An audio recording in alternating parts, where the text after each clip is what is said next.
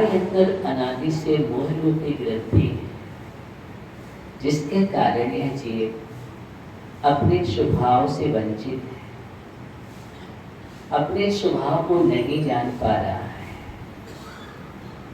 और आज तक मुझे निर्वाण की प्राप्ति नहीं हुई है।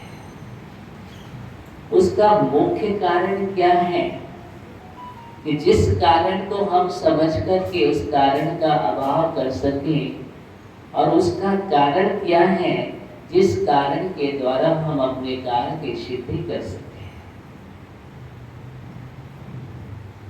गुरु ने कहा मोहेन समृद्धं ज्ञानम स्वभावं लभते नहीं, मत्ता पुमान पदार्थानां यथा मदन कोद्रवै। आचार्य भगवान पूज्यपाद स्वामी इष्टोपदेश ग्रंथ में समझा रहे हैं। उन्होंने कहा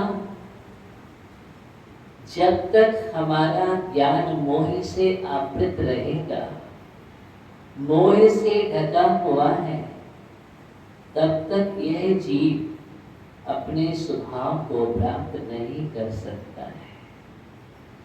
चाहे आप कितना भी ज्ञान को अर्जित कर लो और चाहे जितना भी आप पढ़ लीजिए, लेकिन जब तक ज्ञान के साथ मोह मिश्रित है,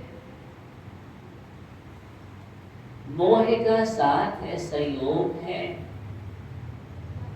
तब तक वो ज्ञान मोक्ष की ओर नहीं बढ़ सकता है।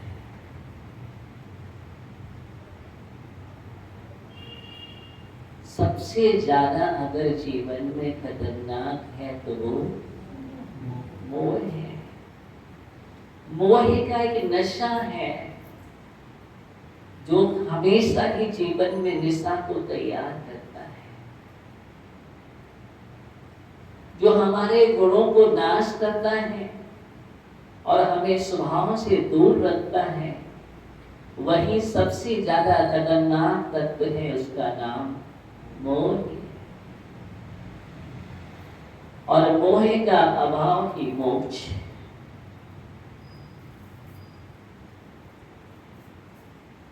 मोह एक नशा है, नींद है,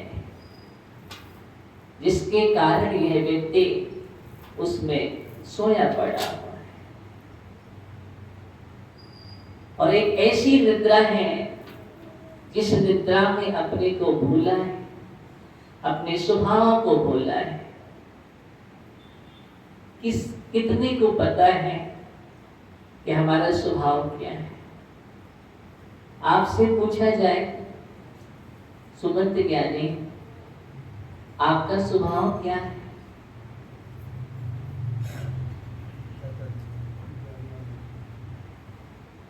ये रटा हुआ शब्द है। सच पूछा जाए तो आपका स्वभाव है, क्या आप स्वभाव का वेदन कर पा रहे हैं, अनुभव कर पा रहे हैं, अनुभूति कर पा रहे हैं? नहीं, आप अपने स्वभाव में बिल्कुल भी उपयोग नहीं है आपका। आपका पूरा का पूरा उपयोग जो है एक विभाव में है। इसमें है, विभाव में है। आप राग में रहते हैं, आप द्वेष में रहते हैं, आप मोह में रहते हैं। विजय भैया, आप कषायों में रहते हैं, कदम भैया विषयों में रहते हैं, ज्ञानी अशोक भैया कभी ईर्षाओं में रहते हैं, कभी मात्सर्य में रहते हैं, कभी हमारे अंदर मिथ्यात्व पलता है विकास जी, तो कभी असंयम में हम दौड़ लगाते हैं। सचिन भैया कभी प्रमाद में सोता है, राजेश ज्ञानी आलस में चला जाता है। ये हमारे जीवन की अवस्थाएं हैं। अब बतलाओ कि हम कहाँ हैं? बस इस बात का हमें विचार करने की आवश्यकता है। आज हम उसी बात का विचार कर रहे हैं। और ये जो मोह विकारी परिणाम इनको तोड़ने का अगर कोई कारण है तो आचार्य भगवान कह रहे हैं उसका नाम भावना है, उसका नाम अनुप्रेक्षा है। क्या है? उसका नाम भावना है, अनुप्रेक्षा है। जीवन के सच को पहचानने के लिए और संसार के सपने को तोड़ने के लिए सच क्या है और सपना क्या है, ये दोनों में अंतर डालने वाला अगर कोई तत्व है या कोई भाव, उसका नाम भावना है या अनुप्रेक्षा है। जो हमारे महापुरुषों ने भाई हैं, निरंतर भाई हैं, भवीय जरानंद जननी हो, भक्त जीवों को आनंद उत्पन्न करने वाली अगर कोई माता है, जननी है, उसका नाम अनुप्रेक्षा है। कार्तिक स्वामी कार्तिक अनुप्रेक्षा में लिखते हैं। और अगर हमें संसार शरीर भोगों से विरक्ति उत्पन्न करने वाला कोई साधन है तो एक ही साधन है, उसका नाम भावना है, उसका नाम अनुप्रेक्षा है। जो हम निरंतर पढ़ते हैं, जिनवाणी खोल के आप पढ़ लेते हैं। कभी आप राजा राणा छत्रपति हाथन की असवार, आगे बोलो, पढ़ते हो ना इसको? इस पंक्ति में क्या छिपा है? क्या छिपा है ज्ञानियों? बस हमने पंक्ति बोल ली और बारे भावना हो गई। कई बार तो हम भगवान के सामने बैठकर के बारे भावना करते हैं, जबकि बारे भावना भगवान के सामने बैठ कर के नहीं की जाती है, अपने आप में बैठ कर के की जाती है। क्यों? वैराग किसको दिलाना है? स्वयं को कि भगवान को? अरे भगवान को तू वैराग हो गया, भगवान को वैराग हो गया, इसलिए भावना भगवान के पास नहीं पाई जाती है। किसकी? ये बारे भावना की चर्चा कर रहा हूं। भावना तो भगवान के पास पाई जाती है, वो भावना हमारे जीवन के लिए, कल्याण के लिए होती है। लेकिन वैराग की भावना उत्पन्न करने के लिए हमें अपने आप में बैठना पड़ेगा। कितनी बार हमने मंगत राय की बारे भावना को पढ़ लिया, कितनी बार हमने अनुप्रेक्षा, कार्य अनुप्रेक्षा, वासना उपेक्षा को सुना होगा। ये अनुप्रेक्षाओं को आचार्य ने एक ग्रंथ लिखा है, स्वतंत्र ग्रंथ लिखा है। वासना उपेक्षा आचार्य कुंज स्वामी द्वारा लिखा हुआ ग्रंथ है। अनुप्रेक्षा भावना ही है। कार्तिक अनुप्रेक्षा स्वामी कार्तिक ने लिखा है, इतना बेजोड़ है, इसका स्वाध्याय करना चाहिए मुझे। इसका कार्तिक अनुप्रेक्षा ग्रंथ का स्वाध्याय होना चाहिए ज्ञानियों। कार्तिक स्वामी का एक ऐसा ग्रंथ है ज्ञानी सुनंदरिया, उस ग्रंथ का नाम कार्तिक अनुप्रेक्षा है। देखो आप उस ग्रंथ को पढ़ो, बैठ करके पढ़ो।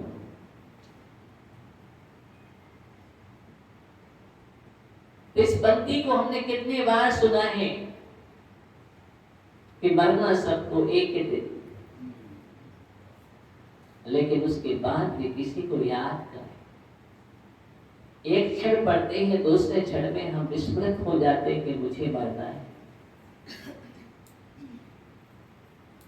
भूल जाते हैं। इसलिए आचार्य ने कहा कि जब भी तुम अपने आप में बैठो, सामायिक करो, चिंतन करो, मंथन करो, वाणी भावना। जैसे कि दीक्षा बारे भावना में डूब जाते हैं। आपने पढ़ा पुराणों में कि दीक्षा के बारे, दीक्षा लेते ही बारे भावनाओं के चिंतन में डूब गए, अथवा किसी को वैराग उत्पन्न हुआ तो बारे भावना के चिंतन से हुआ है। ये बैराग को निकलने वाली है। अगर हमें माया नगरी से निकलना है, किससे? माया नगरी से निकलना है, तो इतना सहज नहीं है। संसार की माया नगरी में आप अगर चले जाओ तो भूल भुलैया में पता नहीं चलता कि कहां पहुंच गया। ओहो, और सेम जो रचा हुआ मोह की माया नगरी, उसमें प्रवेश कर जाओ तो निकलना कि आज तक नहीं निकल पाया। आपको पता ही नहीं कि दरवाजा कहाँ है। मालूम हमारे जीवन की दशा है कि अंधा व्यक्ति उस कक्ष में घुस गया जिसमें एक ही दरवाजा था, और प्रवेश करने के बाद धीरे धीरे धीरे पहुंचता है, और जैसे ही दरवाजा आने को होता है तो वह हाथ हटा के कुछ भी प्रारंभ करता है, और उसका हाथ हट जाता है और फिर दरवाजा निकल जाता है। फिर हाथ से टटोलता है, फिर घूमता है, ऐसा अनेक चक्कर लगाता है, लेकिन उसको दरवाजा नहीं मिलता है, क्योंकि जैसे ही दरवाजा आता है तो वह आपकी जीवन की दशा है, उसकी बात नहीं कर रहा। ज्ञानियों, हमारे जीवन की दशा यही है कि जब दरवाजा आता है तो हम विषयों में खो जाते हैं, हम कषायों में भूल जाते हैं, हम राग देश में चले जाते हैं, और आपको पता ही नहीं है कि मनुष्य जीवन को हमने प्राप्त कर लिया। जो हमारे सामने दरवाजा है, खुला है दरवाजा, लेकिन दरवाजा खुले होने के बावजूद भी हम निकलना नहीं चाहते हैं। हमारे जीवन की दशा एक कबूतर की तरह है, तोते की तरह नहीं है। कैसे? कबूतर की तरह है। कबूतर को 4 दाने डाल दो, छोटू भैया क्या करता है? वहीं पहुंच जाएगा, उड़ करके चुपता रहेगा। खुला रखो, उसके लिए बंधन की आवश्यकता नहीं है।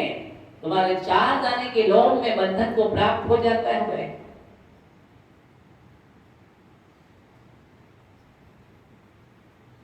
सत्यलाल जी 4 दाने के लोभ में बंधा हुआ है। 4 दाने मिलते ही हम बिना पिंजरे के भी कैद हैं, हम पिंजरे में, बिना बंधन के भी बंधे हुए हैं हम। बाहर से हमें जंजीरें दिखाई नहीं दे रही हैं, लेकिन उसके बाद भी इतनी जंजीरों से ग्रसित है। आप पूछो क्या नहीं, पूछो अपने आप से। धीरे धीरे विचार करो, कैसे कैसे हम बंधे। और एक तोता, अनिज्ञानी तोता पिंजरे में आप बंद करके रखते हैं। तोते से पूछना, कभी आप तोते से बैठ कर के बात करो, तो उस तोते से बात करोगे, बहुत अच्छी शिक्षा मिलेगी आपको। लेकिन आप तो कबूतर से बात करते हो, क्या करो? कबूतर से बात करोगे, संसार बना रहेगा, वैराग्य होने वाला नहीं है। ज्ञानी हो, अगर वैराग्य उत्पन्न करना है तोते से बात करो। सोता हुआ इंसान क्या तुम्हें जगाएगा? सोता हुआ इंसान कभी नहीं जगाएगा, जो जागृत है वही जगाएगा। इसलिए संसारी प्राणी तुम्हें वैराग्य में निमित्त नहीं बन सकते। मोहे नींद से उठे चेतन तुझे जगावे, ओ दयाल उपदेश करे गुरु 12 बाबा कौन जगा रहे हैं? जगह कौन रहे हैं? गुरु ओ दयाल उपदेश करें। दुनिया में और कोई जगाने वाला नहीं। तुम्हारी माँ तुम्हें नहीं जगाएगी, तुम्हारे पिताजी भाई बंधु नहीं जगाएंगे, कुटुंब परिवार मित्र मंडली नहीं जगाएंगे। वो तो कहेंगे बेटा और सो जा, तू थका है। हाँ आराम से सो, थका हुआ है, क्या करे बेटा, बहुत लेट सोया था ना, सोने दो उसको। मंदिर नहीं, उसके चर्चे महाराज ये प्रवचन का समय हो गया, कैसे आएगा वो, सोने दो ना।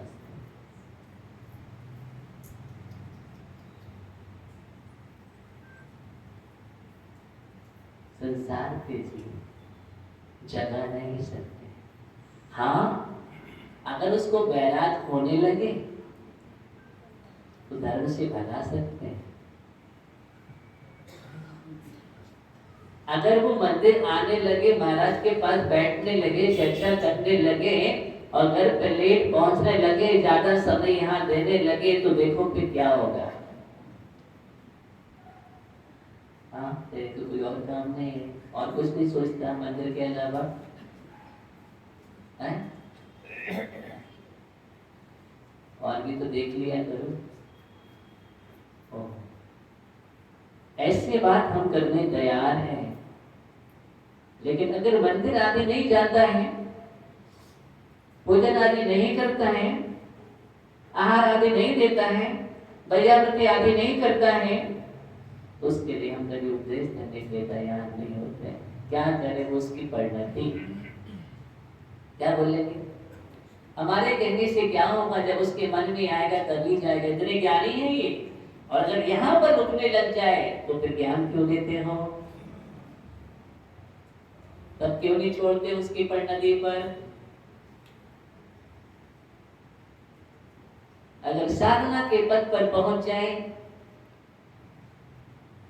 तो हम कभी उत्साहित नहीं करते उसको। ये संसार की दशा मोहिनी दशा है, मोहिनी कहानी है। इसलिए गुरु मोहिनी से उठने चेतन तुझी जगा।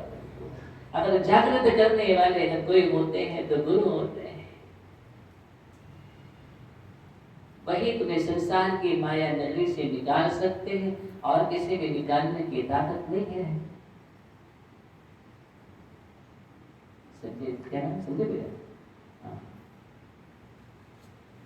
विचार करो। अनुप्रेक्षा भावना, ये दो शब्द हैं हमारे जीवन में। आप तोते के पास जाना, बात करना। आज जाओगे ना आप तोते के पास? नहीं जाओगे? नहीं महाराज, कहीं बहरा के ना हो जाए, आपकी संख्या बढ़ जाएगी, हमारी घट जाएगी। ओहो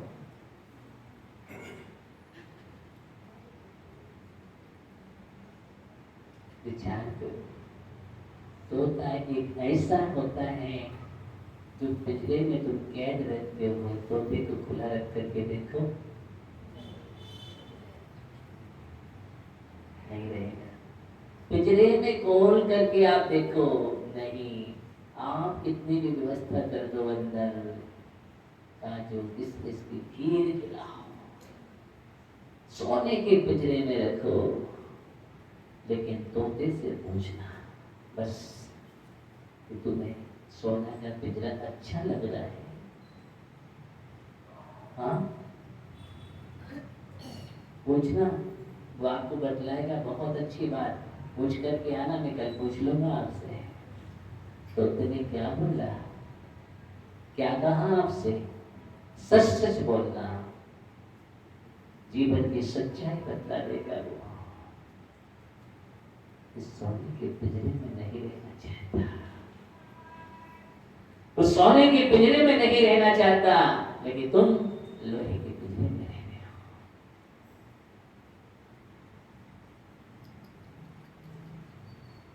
ये दृश्यमान बंधन दिखाई देता है, लेकिन सबसे ज्यादा बेजोड़ बंधन है वो अदृश्य,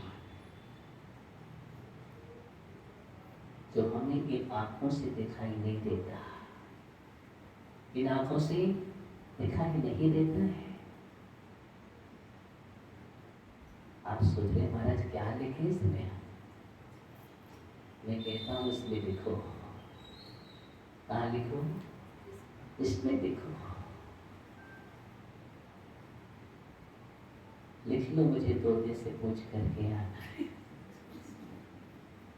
दूसरा पॉइंट लिख लो, मुझे कबूतर से नहीं बात करनी।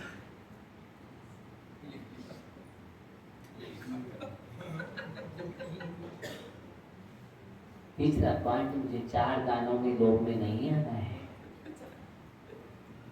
चौथा पॉइंट, मुझे की ग्रंथि को तोड़ने के लिए हमें अनुपेक्षा का चिंतन करना है। तो मैं पॉइंट में बता रहा हूँ, तो शांत बैठे हो। इस सूत्र है जीवन के, ये मत समझना बहुत बड़े सूत्र है जीवन के लिए। एक ऐसे सूत्र हैं जो वैसे नहीं मिलेंगे, लिखे हुए नहीं मिलेंगे आपको।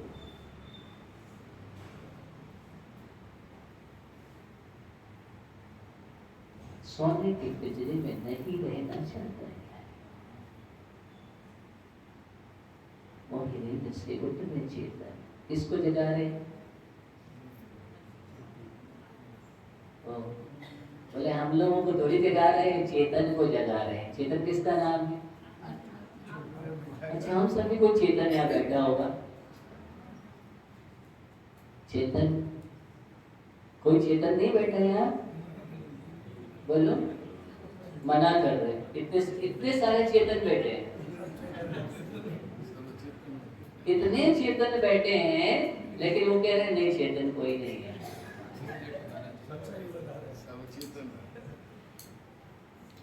ओहो, अगर ये चेतन नहीं है तो क्या है? अचेतन हो जाएंगे। उपदेश अचेतन को नहीं दिया जाता है। कमल में किसको दिया जाता है? चेतन को दिया जाता है उपदेश, चेतना को जगाने के लिए। ये सब चेतनाएं बैठी हैं, चेतन हमारे अंदर है। अपने अंदर में बैठ करके, अंदर में डूब करके अपने चेतन को जगाने के लिए अनुप्रेक्षा का चिंतन करना है। जब जब भी तुम बैठो, 1 घड़ी, आधे घड़ी, 2 घड़ी, जितना तुम बैठ सको, आधे में आधी पूरी, जितनी भी चाहो, लेकिन अपनी चेतना को जगाने के लिए अनुप्रेक्षा भावना का चिंतन करो। जगत और जीवन क्या है? क्या है जीवन? बोलो, ये जीवन की परिभाषा क्या है? किसे कहते हैं जीवन? जो आप जी रहे हैं उसका नाम जीवन है? नहीं, जीवन का अर्थ है जी माने जीतना। क्या करना? जी माने जीतना। किसको? किसको? इंद्रियों को। किसको जीतना है? इंद्रियों को जीतना, कसायों को जीतना। इसका नाम जीवन है। जी का अर्थ है जीत, स्वयं। जो जीतता है उसका नाम जीवन होता है। हारने वाला जीवन नहीं होता है। हारने वाला जीवन नहीं होता है। अरे जो हार गया वो तो हार गया।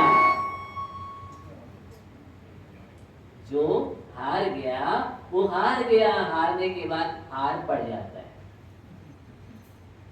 क्या पड़ जाता है? इसलिए हारना जीवन नहीं है, जीतना जीवन है। मुझे जीतना है। इसको इंद्रियों को जीतना है, कषायों को जीतना है। बा माने बमन करना, इसको करना। इंद्रियों को जीतना और वह अर्थ जीवन का बतला रहा है, वमन करो। किसको? किसको? राग द्वेष जो विकारी परिणाम हो रहे हैं उसको वमन करना। विकारी परिणाम चले गए हैं, विकृत परिणाम चले गए हैं, उसको निकाल दो, वमन कर दो, या कसायों को वमन करो, विकारी परिणामों को वमन करो। और ना का अर्थ है हर पल नया नया चिंतन करो। क्या करो? हर पल जीवन में नया नया चिंतन करो, कुछ नया नया सृजन करो। इसका नाम जीवन है। जीवन का जीत का अर्थ है, वमन का अर्थ है, नवीनता का अर्थ है, उसका नाम जीवन है। ऐसा जीवन आप जी रहे हैं क्या?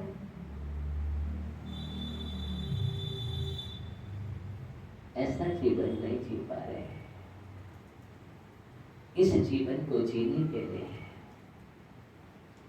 अनुप्रेक्षा चाहिए, क्योंकि संसार की आसक्तियां हमें जीवन अच्छे से नहीं जीने देती हैं। हमें नए नए लुभावने दृश्य हमें नहीं जीने देते हैं, क्योंकि आप बार बार उन विषयों में चले जाते हैं। इसलिए अनुप्रेक्षा, अनुप्रेक्षा, अनु माने पुनः पुनः, यहां पर क्या अर्थ लेना है? पुनः पुनः चिंतन। प्रेक्षा माने ध्यान होता है, चिंतन होता है, जो पुनः पुनः चिंतन किया जाता है, बार बार सतत चिंतन किया जाता है, उसका नाम अनुप्रेक्षा है। अनुप्रेक्षा अथवा अनु माने अनुभूति, अनुभव हो, प्रेक्षा माने ध्यान, चिंतन, जिस चिंतन करने से अनुभूति होती है। क्या होते हैं? जिस चिंतन करने से चेतना की अनुभूति होती है, उसका नाम अनुप्रेक्षा है। अनुप्रेक्षा हमें चेतना से जोड़ती है, संसार से मोड़ती है और मोह को तोड़ती है,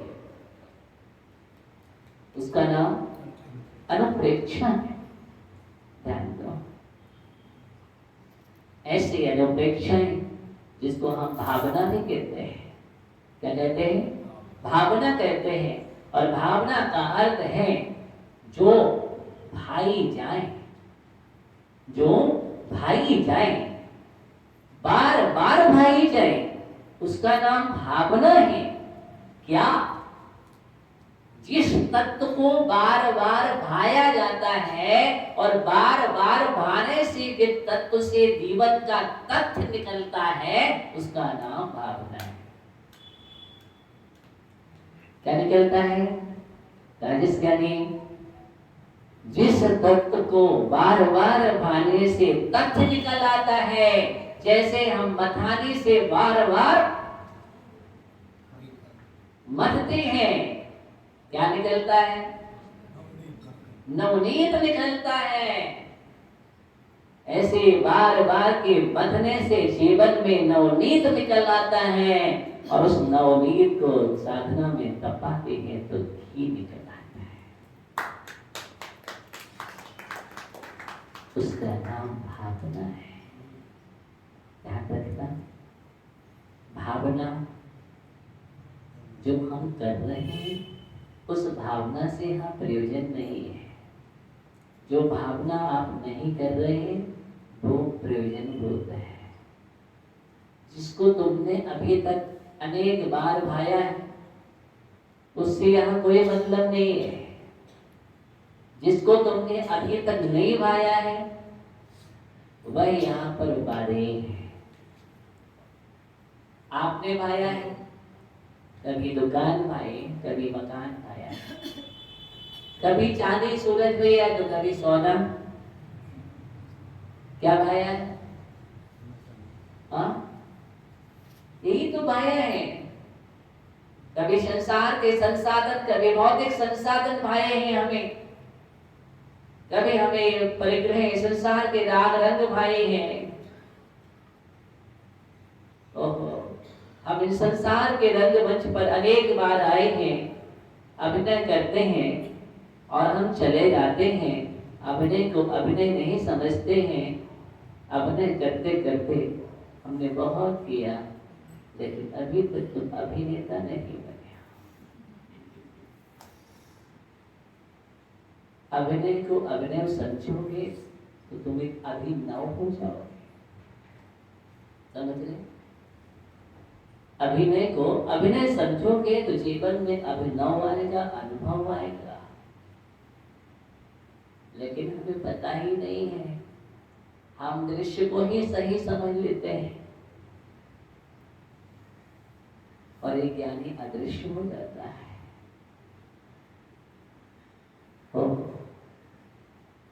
दृश्य को दृश्य समझो। जो दृश्य है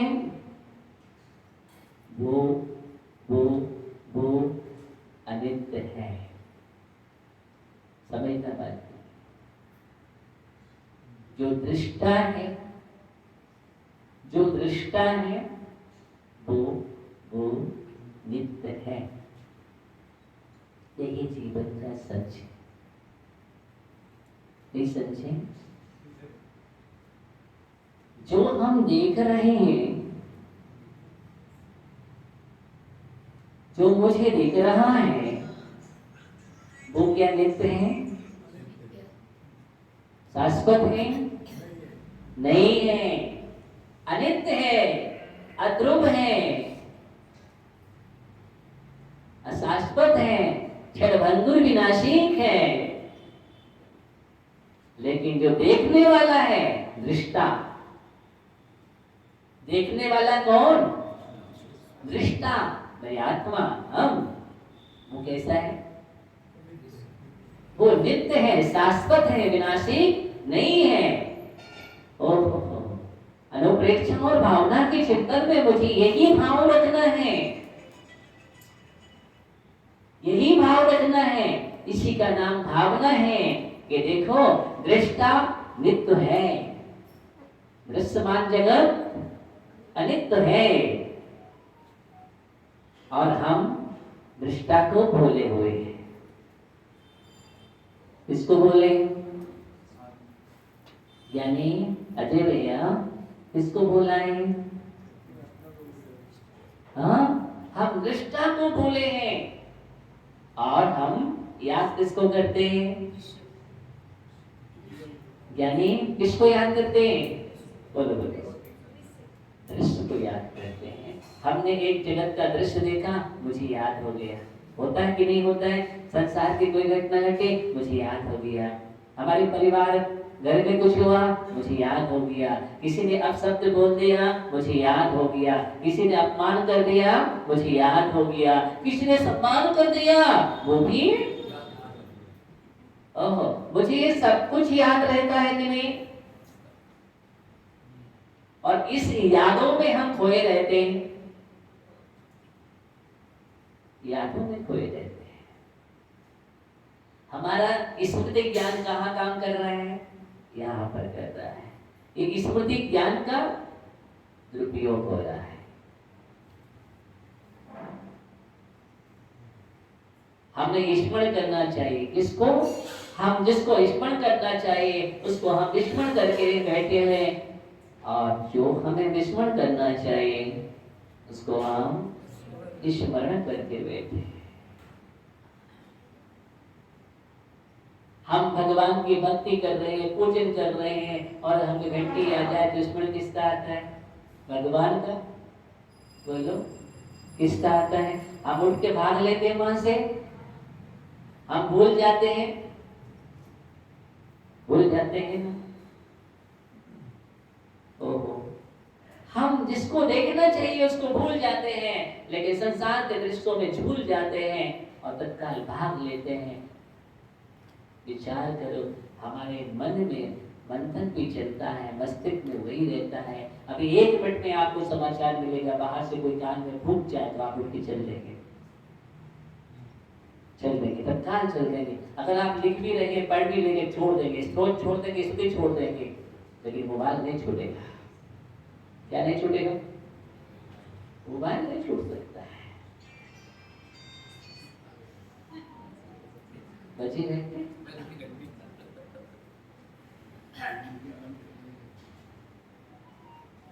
एक मैसेज इतनी जल्दी मुझे मैसेज देता है कि हम तीर्थंकर के मैसेज को भूल के चल देते हैं। ये है जीवन की दशाएं। विचार करो, इस शब्द को हमने समझ लिया। मैं दो शब्दों की चर्चा कर रहा हूं, दृष्टा और दृश्य। हमें दो चीजें समझना है इसमें। तत्व चिंतन इसी का नाम है। हमें दृश्यमान जगत को देखना है, जानना है, सच्चाई को समझना है और उसको अनित्य समझ करके छोड़ना है। अध्रुव है, क्षणभंगुर है, ये क्षणभंगुर सपने सारे, इस क्षणभंगुर है। धन जीवन यौवन कैसे ही अस्थिर है, अधीर है। अथिर स्थिर नहीं है, लेकिन हम इनको स्थिर मानते हैं और जो स्थिर है उसको हम देख नहीं पा रहे हैं, उसको नहीं देख पा रहे। इसलिए चिंतन नित्यत्व का नहीं किया जाता है, अनित्यत्व का किया जाता है। अनुप्रेक्षाओं में, भावना में अनित्य का चिंतन करना, नित्य का चिंतन नहीं कहा गया है, क्योंकि नित्य के चिंतन से वैराग्य नहीं होता है, अनित्य के चिंतन से वैराग्य होता है। इससे होता है अनित्य के चिंतन से वैराग्य होता है। सम्राट अपने महल के ऊपर बैठा हुआ है और एक दृश्य को देखता है। सुंदर रूपरेखा बनती है, सुंदर दृश्य बनता है, लुभावना दृश्य बनता है। इतना अच्छा जैसे कोई गगन चुंबी इमारत बनी हो, सुंदर सुंदर बनते हैं। आप देखो कभी बादलों की ऐसे ऐसे। और उसने सोचा कि 2 मिनट में आ रहा हूं, मैं कम से कम कॉपी पेन तो लिया, उसमें अंकित कर लो। और जैसे ही नीचे पहुंचता है और आकर के देखता है, क्या हुआ? क्षण में विलीन हो गया, नहीं पता चला। उस सम्राट के अंदर चिंतन जागृत हो जाता है, पदम गया। क्या होता है? चिंतन जागृत हो जाता है। ओहो, इतना सुंदर दृश्य था, इतना सुंदर दृश्य था, एक क्षण में अदृश्य हो गया। इतना सुंदर राज वैभव है, इतना सुंदर वैभव, इतना परिगर, इतना परिवार। ध्यान देना, चिंतन की धारा कर्म होते हैं, सब विनाशिक है, सब अनित्य है। आज मैंने उस दृश्य को देखा, दृश्य चला गया। जो हमारी आंखों के सामने दृश्य है वो शाश्वत नहीं है। चाहे वो परिवार का दृश्य हो, चाहे राजमहलों का दृश्य हो, संसार का कोई भी दृश्य हो, जिस दृश्यों में हम उलझे हुए हैं वो कोई शाश्वत नहीं है, क्षणभंगुर है। किसी ने उल्का पात देखा, किसी ने विद्युत को गिरते हुए देखा, किसी ने वृक्ष का पतन देखा, किसी ने अपने दर्पण में अपने को देखा, किसी ने अपने ही परिवर्तन को देखा।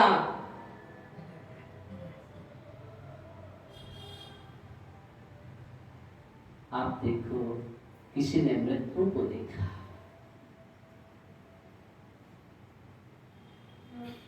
वैराग्य हो गया, हुआ कि नहीं? देखो ना, आप तीर्थंकर महापुरुषों के चरित्र को करो, किसको किस निमित्त से वैराग्य हो गया। ये पतन हो रहा है, विनाशिक हो रहा है, उस निमित्त से ही वैराग्य हो रहा है। कभी प्रकृति के परिणमन को देख करके वैराग्य हो गया, कभी जीवन के परिवर्तन को देख करके वैराग हो गया है। बस इसी का नाम तो अनुप्रेक्षा है। यही तो मुझे चिंतन करना है जिसमें ये सार दिखाई देता है, जिसमें ये मिलता है, सार मिलता है, सार। ध्यान देना, अनुप्रेक्षाओं के चिंतन से सार दिखाई देता है। जीवन और जगत से हमें यही समझने की आवश्यकता है कि हम जो देख रहे हैं वो सच है क्या।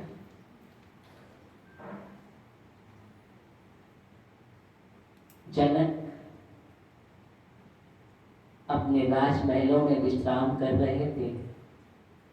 सेवा करने वाले उनकी सेवा में लगे थे, हाथ पैर दबा रहे थे। उन्हें नींद आ जाती है और नींद आते ही क्या चालू होता है, सपनों की दुनिया में खो जाते हैं। इस सपनों का माया जाल बहुत बड़ा माया जाल है। और जैसे सपनों के माया जाल में खो जाते हैं, उन्होंने देखा मेरे राज्य को चारों तरफ से घेर लिया गया है, मेरे राज्य पर आक्रमण हो रहा है। धीरे धीरे सेनाएं राजमहलों में प्रवेश करने वाली और सम्राट जनक वहां से निकल करके भाग रही, सेना पीछे कर रही है। भागते भागते सेना ने खदेड़ दिया राज्य की सीमा के बाहर। किसको? सीमा के बाहर।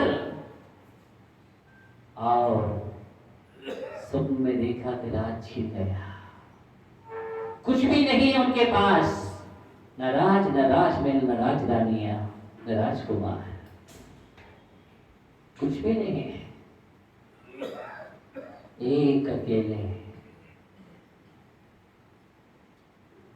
कोई साधन नहीं। टहलते टहलते पहुंचते पहुंचते किसी नगर में प्रवेश कर गए। कोई नहीं जानता कि राजा जनक कौन है। ऐसी वेशभूषा हो गई। ध्यान देना, राजा के लिए बहुत जोर से भूख लगती है, प्यास लगती है, कोई साधन नहीं, कोई साधन नहीं। क्या करे राजा? देखा एक जगह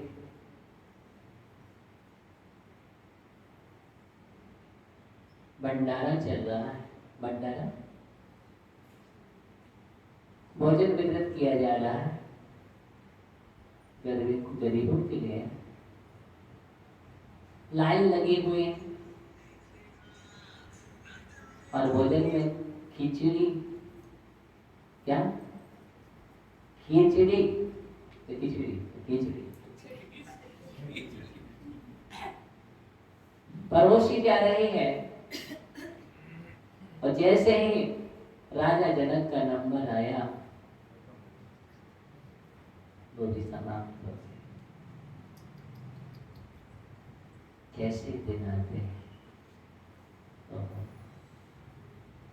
लेकिन उस परोसने वाले को कुछ लगा, उसने उस पतीली तवेली जो भी बोलते हो, उस बर्तन में से खरोच खरोच करके एक पत्तल पर रख करके दे। और जैसे राजा जनक ने उसको लिया और वृक्ष के पास बैठ करके सोचा कि मैं भोजन कर लूं, जो भी है। और वहां से एक श्वान आया, उसने मुख दिया और खींच करके ले गया। और जैसे ही खींच करके ले गया तो राजा जनक से चीत्कार किया, आवाज हुई। ऐसे में एकदम चिल्ला पड़े। और जैसे ही चिल्ला पड़े तो राजमहल में आवाज उठ गई। राजरानियां, सभी लोग, राजकुमार, परिकर, सब लोग खड़े हो गए। क्या हुआ?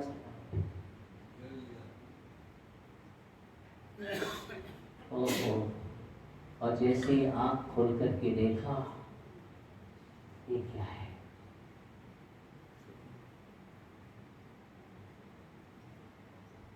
सम्राट एकदम शांत। सबने पूछा भगवान ने, वो राजन क्या हुआ, हे स्वामी क्या हुआ? राजा जनक कोई जवाब नहीं दिए। राज दरबार में पहुंचते हैं और राज दरबार में पहुंच करके मंत्रियों से कहा, मंत्रीवर ये बतलाओ, ये दो सच है, ये सच है। बोले क्या कह रही है सम्राट? दो सच है, ये सच है। जो मैं देख चुका वह सच है, जो दिख रहा है वह सच है। क्या सच है? मंत्री ने कहा, ना वो सच है ना ये सच है। क्या बोला? ना वह सच है ना यह सच है, दोनों एक सुन में। राजा जनक को मेरा मंत्री तो ये सत्य है। मैं कहाँ था, अब मैं कहाँ और आगे कहाँ पहुंचूंगा। इस जीवन की सच्चाई को समझना है। समय आपका हो गया है। यह अनुप्रेक्षा है, इसमें खो जाओगे तो घड़ी का कांटा नहीं देखेगा आपको। इस बात का ध्यान रखना। बस आज मैं सच्चाई की बात कर रहा हूँ। यही आपको चिंतन का विषय बनाना है कि वो सच है या ये सच है, क्या सच है। यही अनित्य अनुप्रेक्षा में चिंतन किया जाता है। आप पढ़ेंगे सूरज चांद चिन्ह मेरे तो तेरे बिखरा पढ़ते हैं। इन मंगल राय की पंक्तियों को बहुत अच्छी तरह से आप चिंतन में लाना। आप इतने खो जाओगे, आप उस कोई भी तकलीफ हो, बड़े से बड़े कष्ट भी पता नहीं चलेंगे आपको। अनुभूत बात है मुझे, कितना भी तकलीफ कष्ट हो, आप मंगल राय की भावना शुरू कर दो, एकदम भूल जाओगा। इतनी सुंदर बात, उसके चिंतन में डूब जाओ। बस क्या, उसके चिंतन में डूब जाओ। मैंने एक ही बात कही थी डॉक्टरों से, मुझे जब तकलीफ होती थी, मैं उस समय की बात करी थी। मैंने क्या कहा, सिर्फ मुझे मंगल राय के बारे में भावना लगा दो, बस और कुछ नहीं चाहिए। इतनी सुंदर अनुप्रेक्षा, इतनी सुंदर भावना है कि उसमें खो जाओ। कुछ भी समझ में नहीं आता, अपनी चेतना में उपयोग चला जाता है। बस अपनी चेतना को जगाना है। ये जागृति, ये वैराग उत्पन्न करने वाली है, एक सम्यक मार्ग पर ले जाने भावना है। इसलिए भावना को भाव जो सम्यक दर्शन ज्ञान चारक से जोड़े, और जो भावना हमारे जीवन में हमें अपने जीवन से जोड़े। आज जीवन का अर्थ भी समझ लेना। मैंने कहा था, जीत है तो जीवन है, जीत है तो जीवन है, विकारों का भ्रमण है तो जीवन है, नया नया चिंतन है तो जीवन है। बस इसी का नाम जीवन है। इस जीवन को, सच्चाई को समझो और तोते से बात करके जरूर आना। ओम नमः शिवाय।